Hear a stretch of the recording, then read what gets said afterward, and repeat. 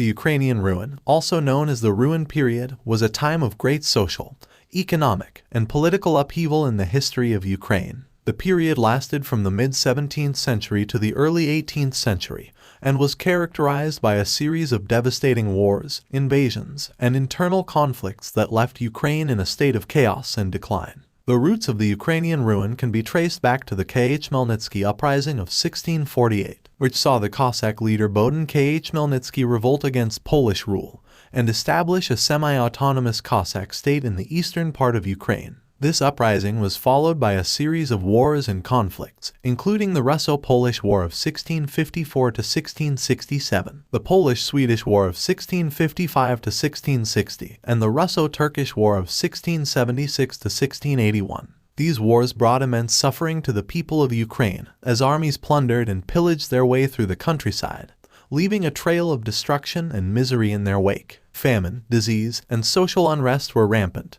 and many people were forced to flee their homes and communities in search of safety and survival. The Ukrainian ruin also saw a power struggle between the Cossack elite and the Orthodox Church, which led to a division within the Cossack community and weakened their ability to resist foreign invasions. This was compounded by the growing influence of the neighboring empires of Russia, Poland, and the Ottoman Empire, which sought to expand their control over Ukraine and exploit its resources and strategic location. Despite these challenges, Ukraine managed to retain its distinct cultural identity and traditions, and many Ukrainians continued to resist foreign domination and fight for their independence. The period also saw the rise of influential cultural and intellectual figures, such as the philosopher Hryhorij Skovoroda and the poet Taras Shevchenko, who contributed to the development of a distinct Ukrainian national consciousness. The Ukrainian ruin came to an end in the early 18th century with the establishment of the Russian Empire as the dominant power in the region.